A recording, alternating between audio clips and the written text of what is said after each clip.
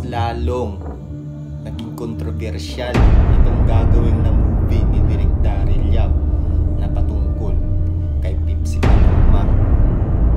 Ang dami nang nakikisaw-saw at sumasawsaw, pati si Arnold Clavio. Pakinggan nyo guys yung sinabi ni Arnold Clavio.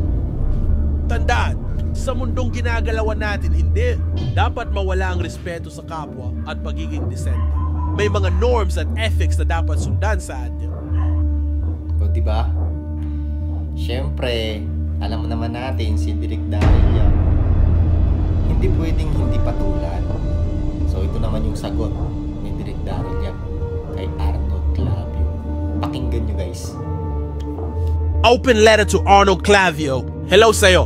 Musta ka na? Maraming salamat sa pagbabahagi ng opinion mo patungkol sa aking pelikulang The Rapist of Pepsi Paloma. Ibig sabihin, naglaan ka ng oras at kaisipan para ihayag sa publiko ang kung anumang sa palagay mo ay tama. Ngayon, opinion ko naman tungkol sa sinabi mo.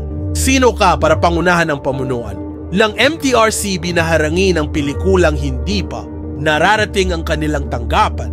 Hindi lang pambabastos sa pinaghirapan namin. Kung hindi maging kay MTRCB Chair Lala Soto ang pinagsasasab mo, sino ka para magdesisyon para sa kanya? Pinagmumukha mo siyang may gustong pagtakpan at natatakot. Hindi ganon si Chair Lala. Pinakita na niya ang kanyang pagiging patas sa maraming sitwasyon.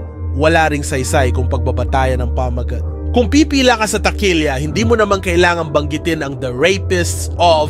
Sigurado akong halos lahat Pepsi Paloma lang ang sasabihin. Kaya maaring yun lang ang ilagay sa poster sa mga piling sinehan. Noong nanood ka ba ng Narnia, ay tickets po 2.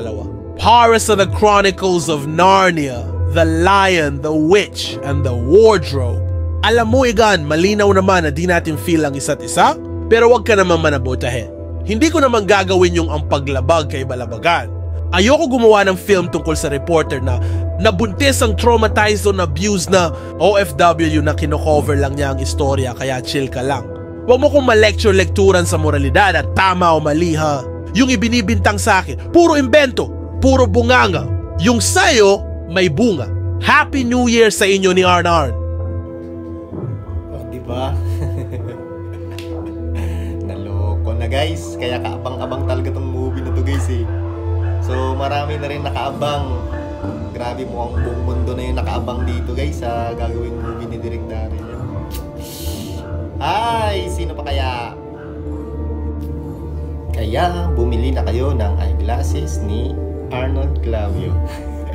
De joke lang guys. So sa mga mahilig sa eyeglasses guys, so puntahan nyo lang yung page ni SK Shop. So makakabili kayo ng mga murang eyeglasses doon. Tsaka meron siyang ano guys, meron siyang pre-check up sa mata. Yan. SK Shop.